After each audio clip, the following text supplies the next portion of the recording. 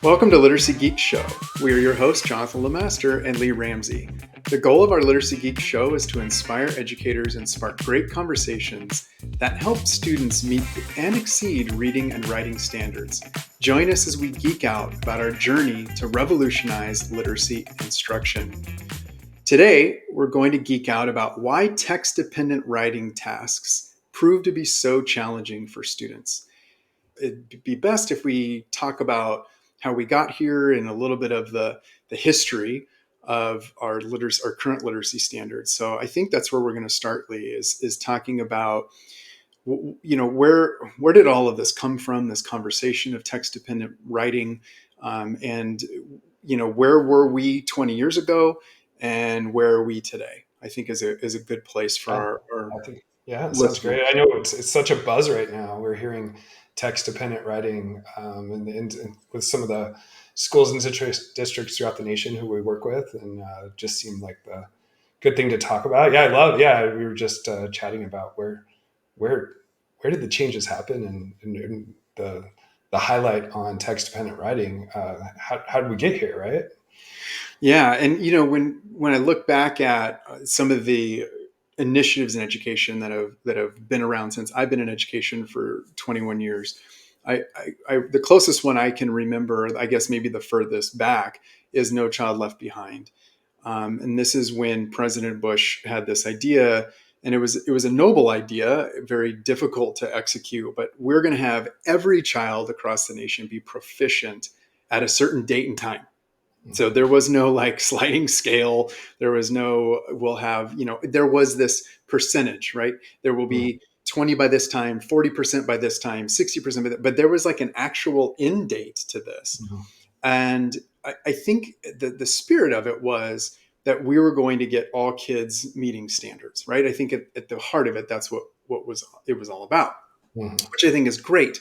And this is kind of the dawning of this shift to a college going culture, that we believe that students should be able to go to college when they graduate high school, whether they want to or not, whether they're going to go into a trade or a craft is not really relevant. It's all about, when you graduate, do you have the classes, do you have the skills to go into college? And you and I have talked about this quite a bit. And in our first episode, Yeah. we were talking about our trajectories and how different they were going out of high school, right?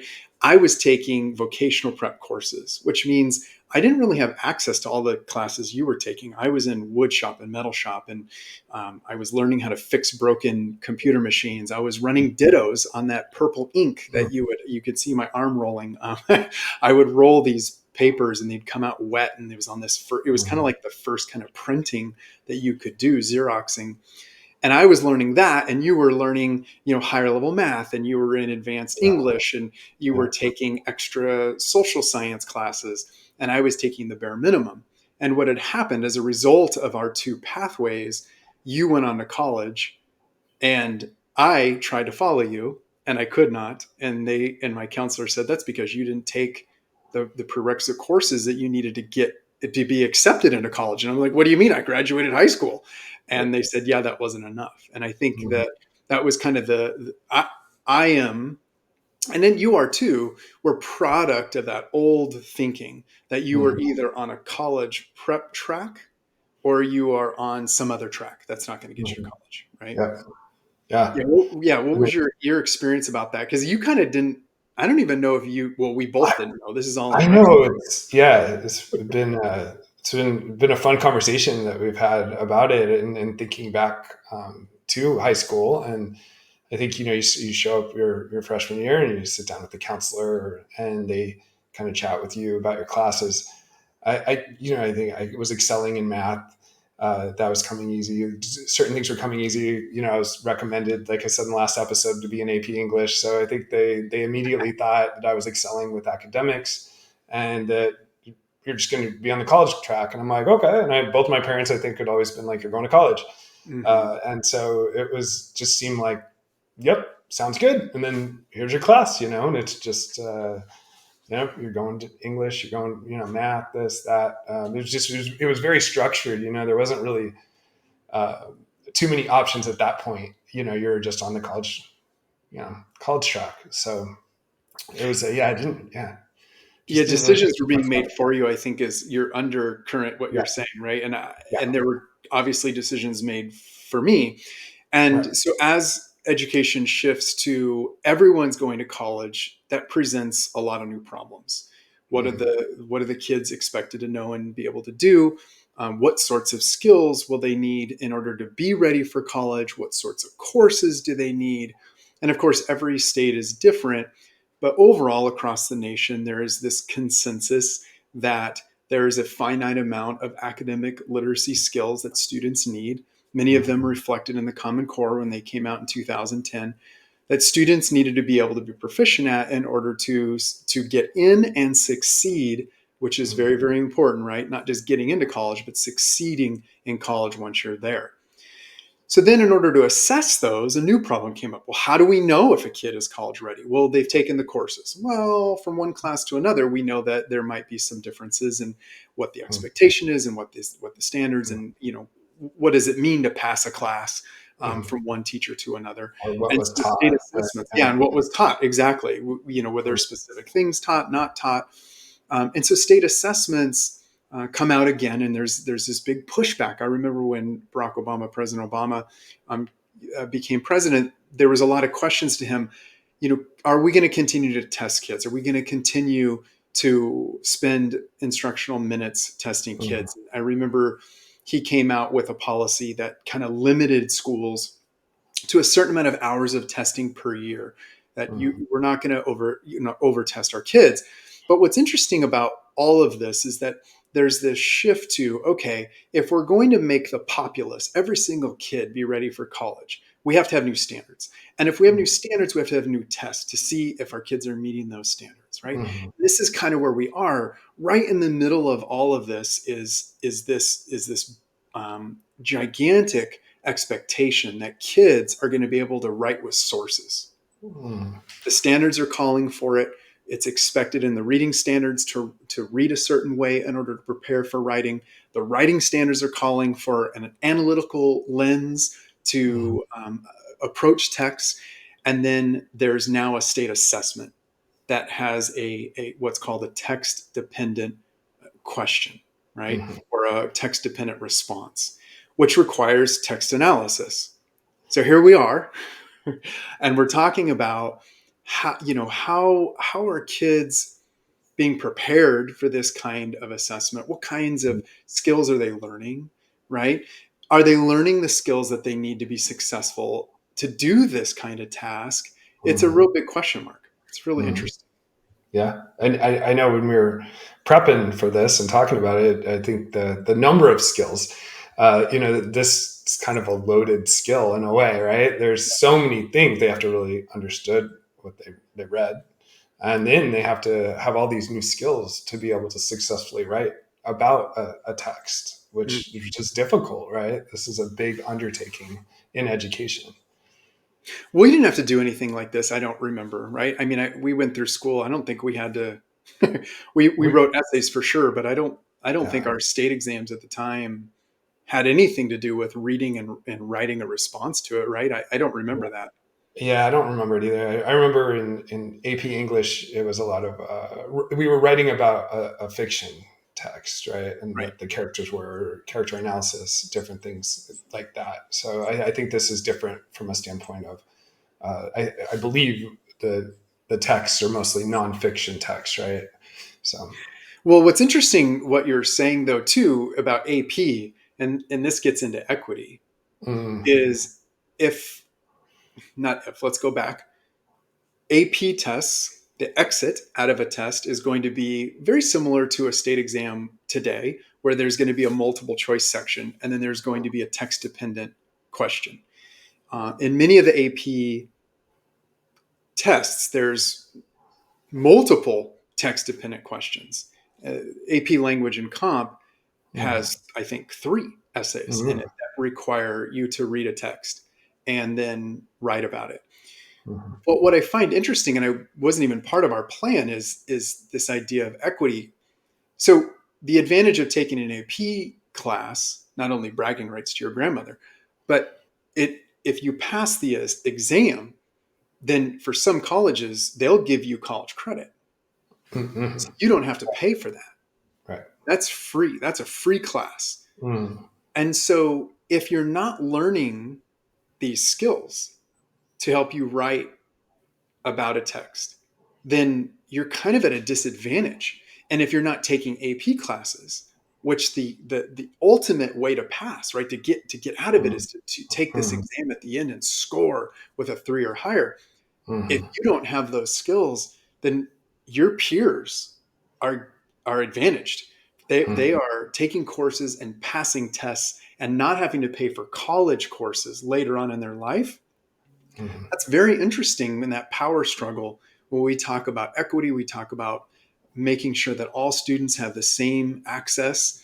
If our kids are not proficient at text dependent writing, then they're not going to do well on the AP exams, which then actually has some financial consequences. Mm. I think that's interesting. Yeah. Yeah. I did, it's kind of interesting to me. What I thought about was the goal is actually different. So AP freshman English and freshman English, I really never really thought, but you saying that, it's really prepping towards, passing a college level class your senior year. At least that was, the process I was going through.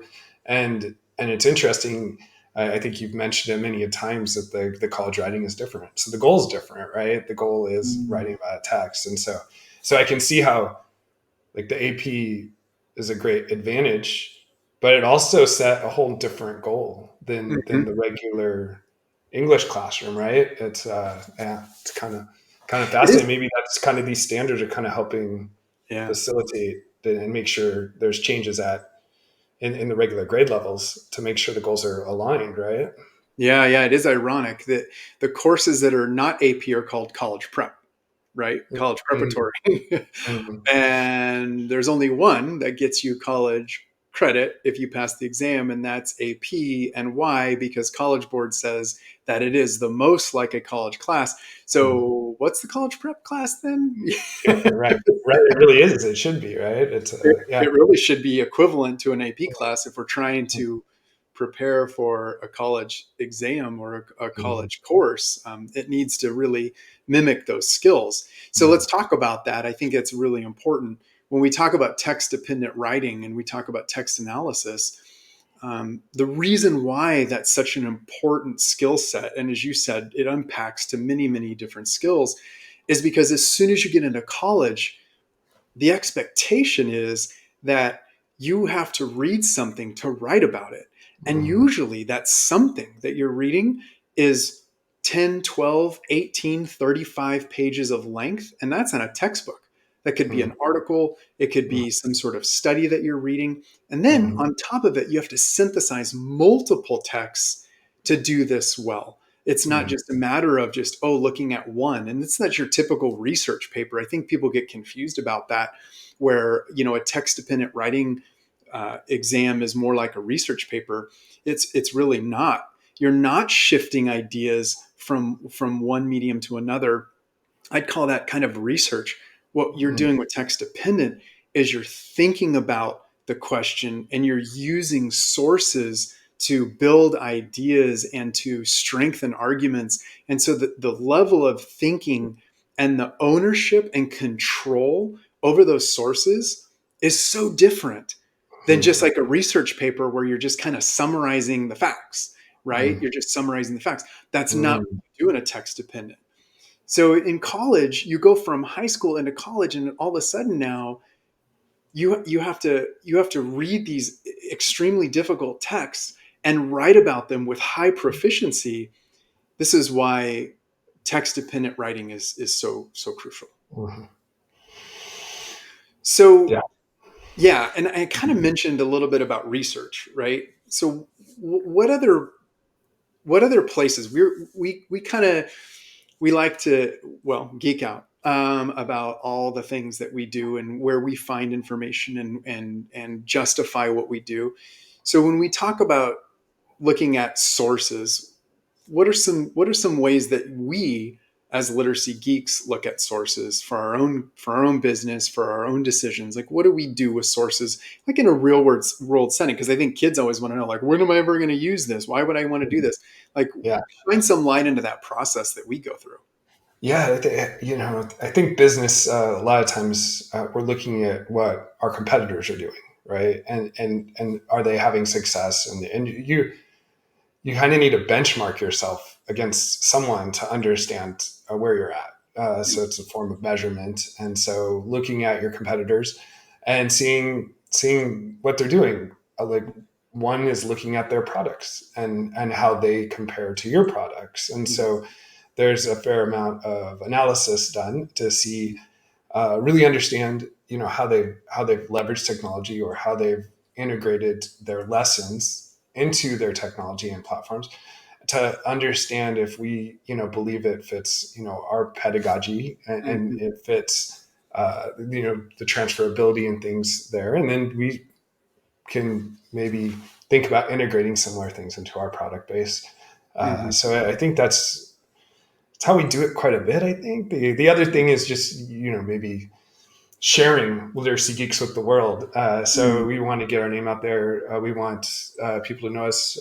And so, what are other competitors doing in that case? And so, there's a lot of research and understanding about what they're doing and is it successful. And a lot of it you don't know. You have to. There's ways to guess, but Mm-hmm. it's not as perfect in nature, Yeah. so but it's yeah, so I think we're constantly doing that in many ways, right? Is that Right. Right. And I think we're also testing out what our how our skills either align to what research is saying, or we're using research to build new skills. We're mm, using research to understand what kids need, right? This is why we're having this conversation today, is mm, because we've done the research to understand what has happened in the field of education. We're responding to that, and then mm, we're taking lots of different pieces of information to formulate this new idea, mm, right? That's that text dependency, is where are we looking, what sorts of information are we gathering, and then yeah, now let's produce something new.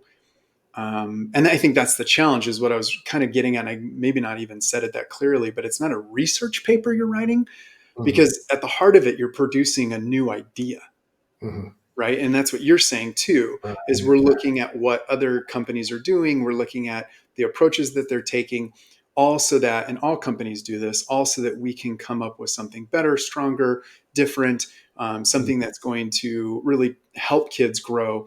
So we're constantly looking at, and then when we want to write a really good argument, like in an email, right, we go look at who is the authority in this conversation, what mm, does research say about. I yeah, remember this is a good one. I was trying to make an argument for why I should be going to conferences and presenting at conferences. And I had to go and make an argument for my principal. I went out and read research and looked at articles and mm, compiled them, made an argument about what what does it take for a school leader to keep leading? What mm, does it take for an individual to stay inspired in the mm, space? mm, And I was kind of like, okay, I'm going to do this, And so I found all this different research and put it together in an argument and presented it, and it was persuasive because it wasn't just me, mm, right? And that's another thing about all of this, is it's not just me. You are, thousands of pieces of other things, and I am thousands of pieces of other things. And I mm. think we get stronger and stronger as we incorporate other ideas, right? I think that's Yeah, kind of cool. yeah. I think the one word that comes to mind is application. Yeah. And I feel like we're making a difference in research, but research really just the beginning process. You can't stop there. I think is what we're all really saying here is now you need to apply that for the Hmm. next step. And so when we apply, it's to take action inside of our business to promote a certain way, or to use a social media platform, or to build a product or add a feature to a product. So it's that application Hmm. that I feel like is that step. And I know in math that was kind of one of the things as well. The big shift was not just adding but applying the addition. So Right. how do you use it? So Right. yeah, it's kind of fascinating. So something that you've said that you appreciate about me when I do workshops is that I always give teachers something they can take away tomorrow. And that's something that I've committed to as an educator and as a teacher of adult learners, that when you come and see me, there's going to be things that you can take away. And I think our company oozes that. I think there's you use learning moments, and I love it. It's a phrase you use to describe times when either educators or students are on our platforms, and there's just that like moment of, I got a new piece of information, or that was a really helpful tip that I just got, or this little nugget over here is going to help me move forward. Those learning moments are so powerful. And I want to connect to earlier in the show, you talked about when we talk about text dependency or text dependent prompts, it's kind of like a whole essay. It's a whole big umbrella of skills, right? Mhm. So the takeaway today for me is going to be that there are these prerequisite skills to even the Common Core. The Common Core does a very good job moving away from content. You're going to teach 4 poems, you're going to teach 5 novels, and it starts talking about skills, specific skills that can only be achieved if you teach nonfiction specifically, or only be achieved if you teach fiction specifically. So I really like that. But if you look at the skills, if you really unpack them, there's these prerequisite skills that students need in order to sometimes reach that initial skill. And I Mhm. think the framers, if I can call them that, of the Common Core, maybe realized it's just too much to define all the prerequisite skills, and they certainly aren't vertically aligned. Meaning, the prerequisite skills do not show up earlier in the grade levels. They're just more accessible. The standard is more accessible at a younger age, but Mhm. it's the same standard. It's the same kind of idea, but there's Mhm. these other skills that need to be taught.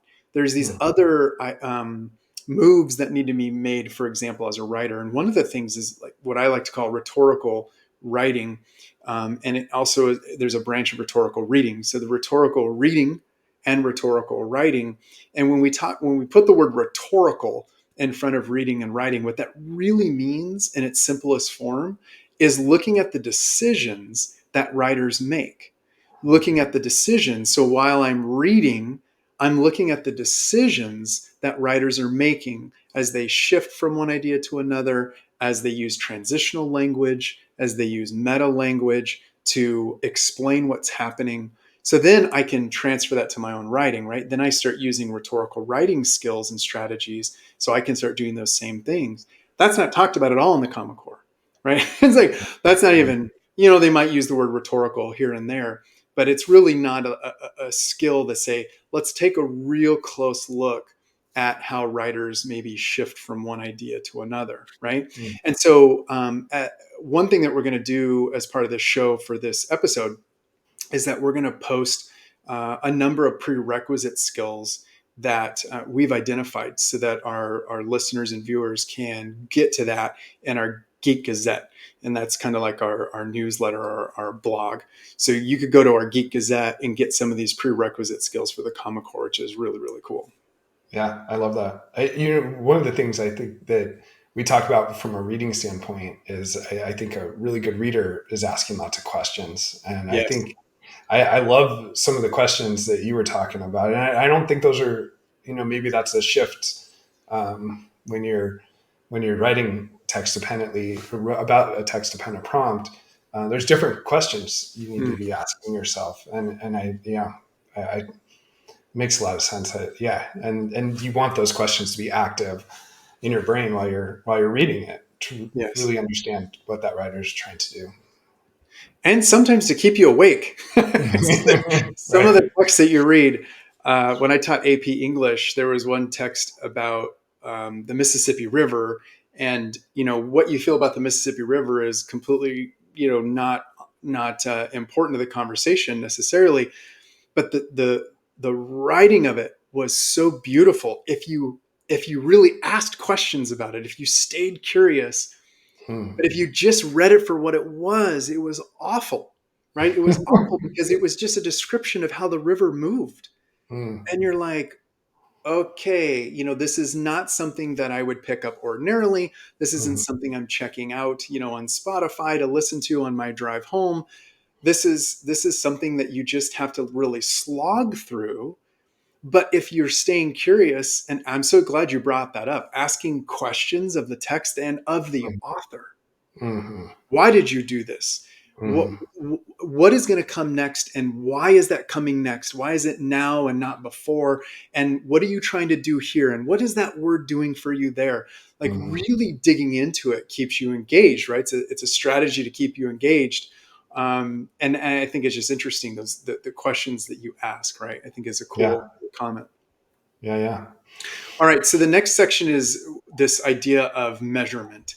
If we are talking about Common Core and we talked about the state assessments, now we're moving into this place where there's statewide tests.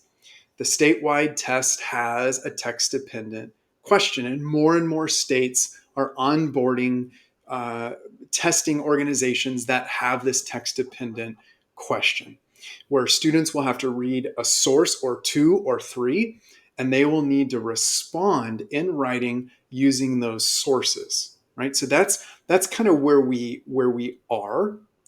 And I want to know, because you are excellent, Lee, at data, you're excellent at getting the right data, asking the right questions, displaying the right information. So I'm going to ask you a general question and just let you kind of go wild on this. But what makes good data then? And I want you to get into all of it. Like, what does it do for us? The frequency, how does it look? What should we avoid if we should avoid something? And is a single state test once a year enough for us to move the needle with writing? It's kind of interesting. What makes good data is almost the same thing we were talking about with a good reader, who is actively asking questions. Mm, So when you are going through reports, your brain is actively asking questions about the data, if it's actionable. And mm, so I think the goal of data is actionable. It's kind of like the goal of our reading and writing program is transferability, right? We want to mm, make sure students' skill can be used moving forward. And so I think data, there's no reason to have data if it's not actionable. Was it pretty? It's got a nice little pie graph. It's got a nice line graph. Ooh, right? But really what we're looking for is something actionable. mm, And a lot of times, even the first round of getting data. So we have a clear goal. We want all kids to be able to do text dependent writing. So we do the test, the state end of year test, and we get numbers from them, and we look at that, and we're okay. How are we doing? 80%, 60% proficiency. So at least we know we have certain level of students.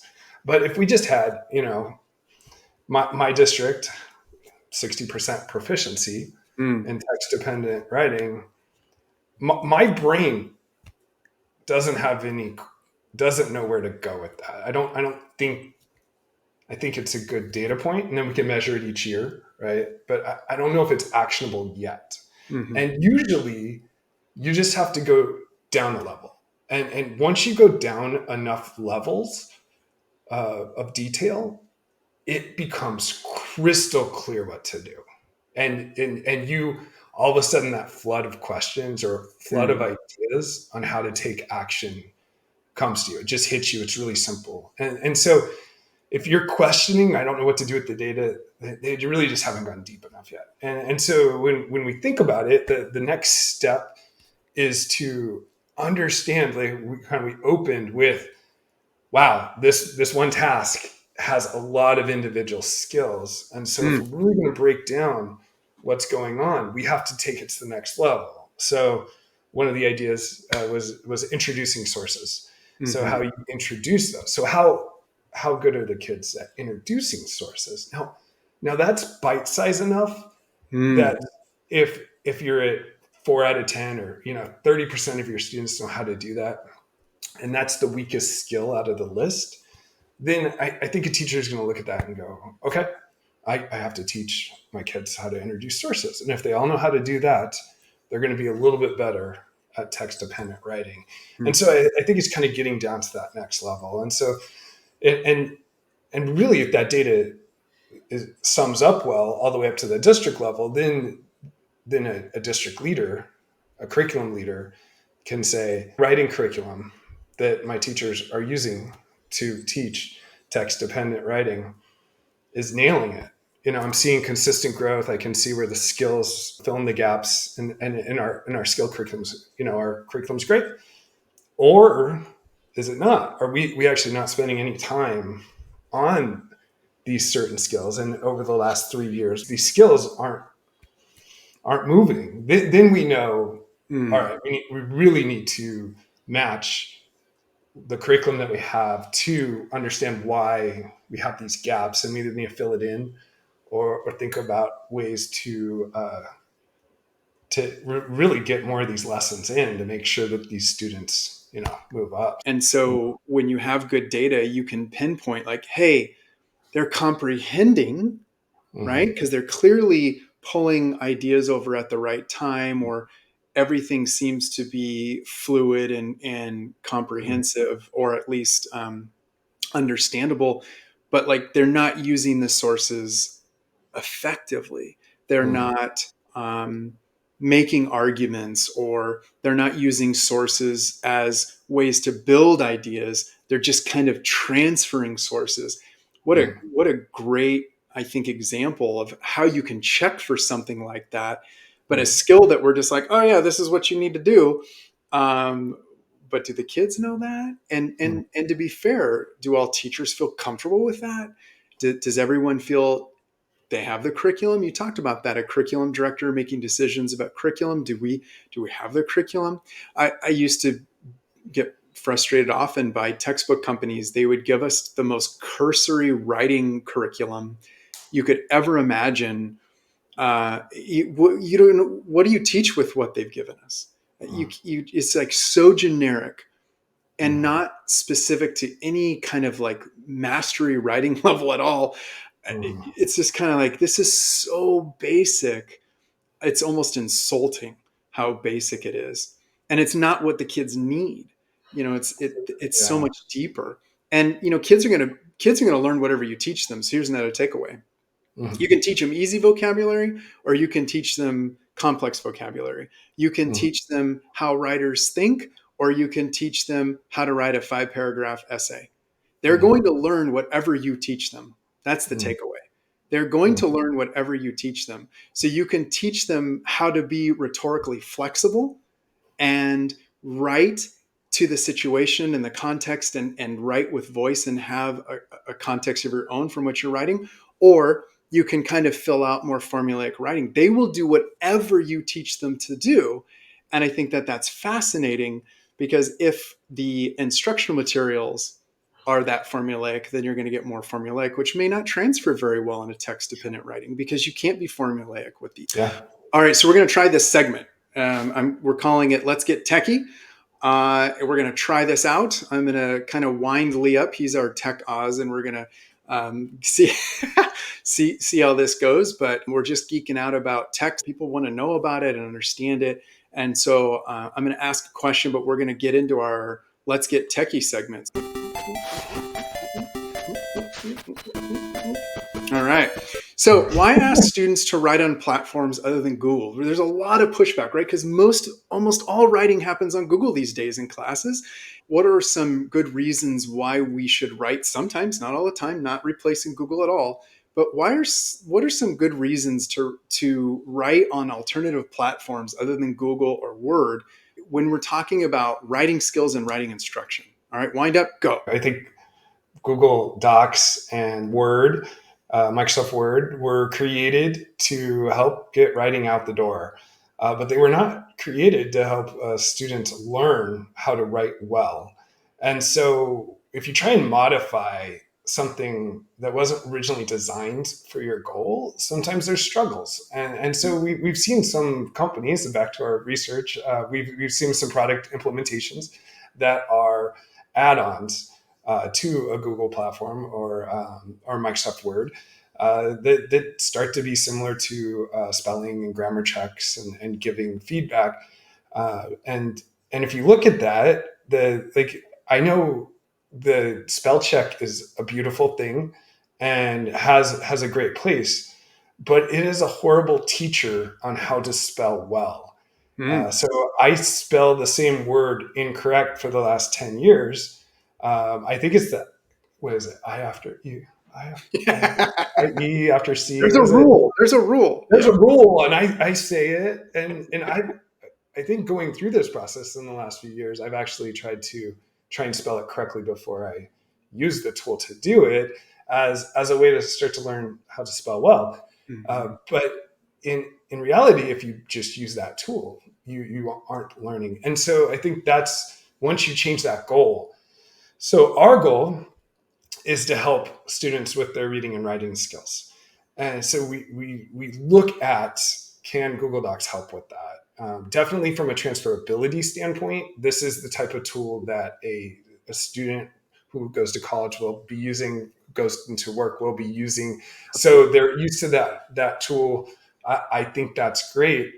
But infusing and forcing learning through the process, there is some downsides, and it is more difficult to do. And so I think that is where we lean to wanting to take over the experience that a student goes through or a teacher goes through, and have them have some learning moments in between, or we we let them say that they didn't do something quite right.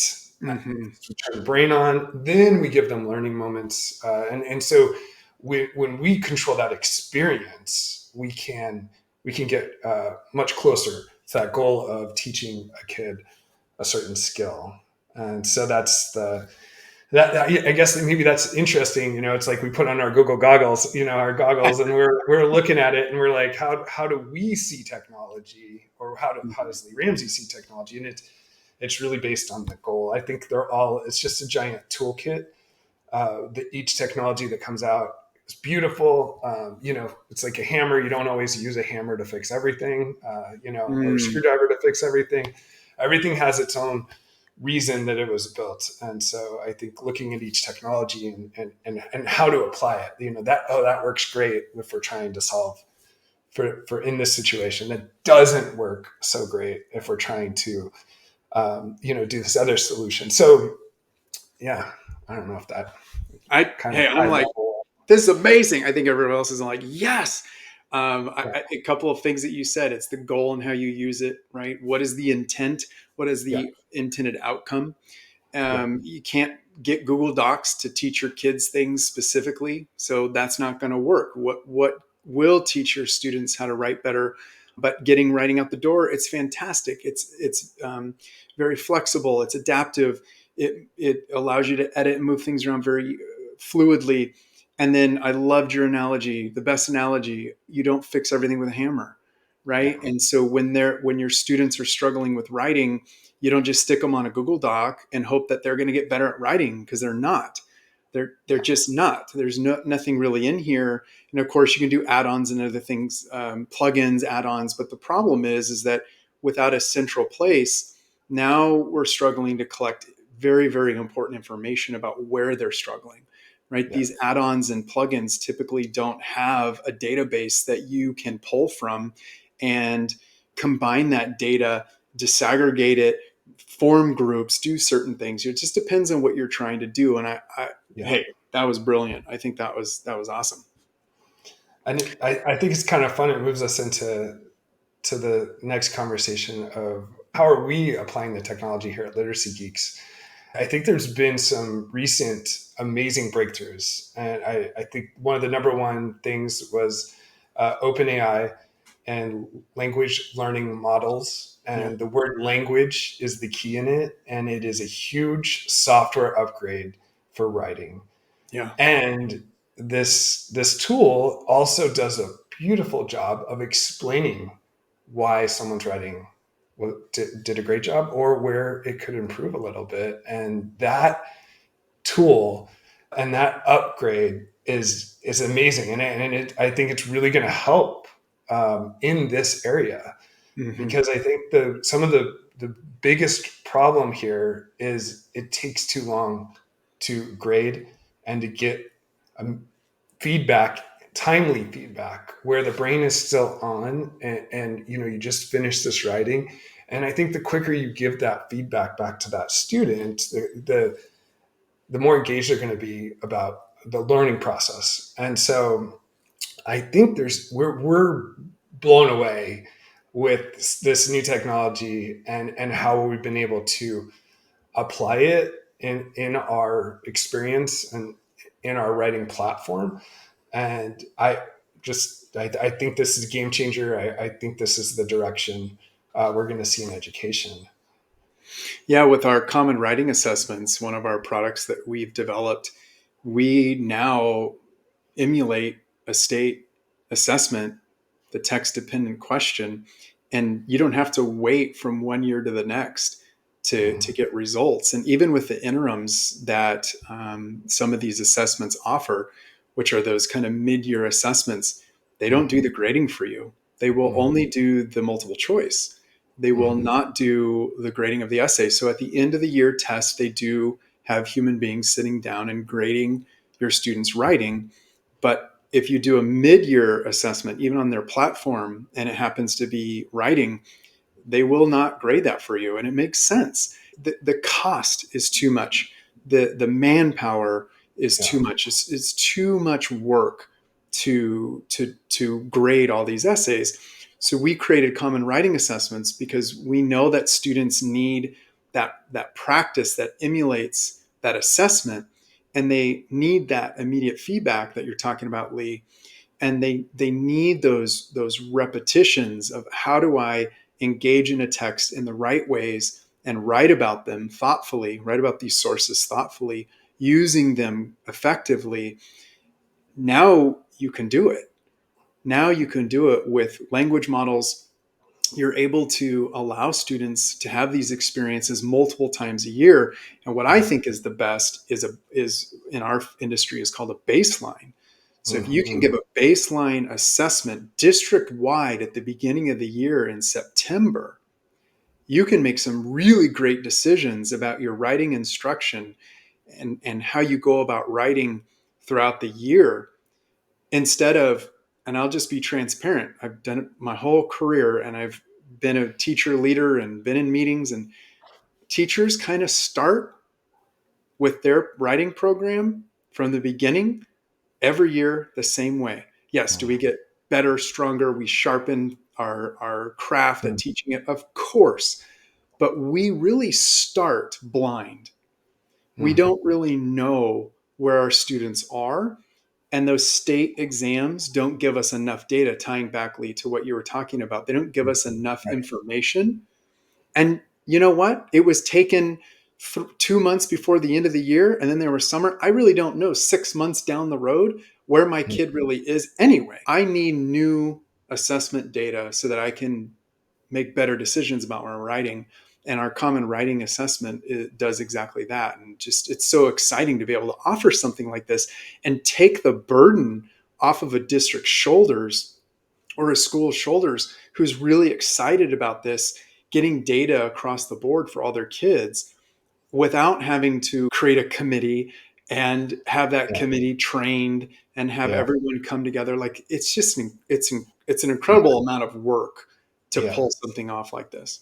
Yeah, the resources, the time and money is just so high that you can see why you don't go down that path very often. It's a difficult path to go down, especially with the limited resources that schools and districts have, and they keep getting asked to do more and more.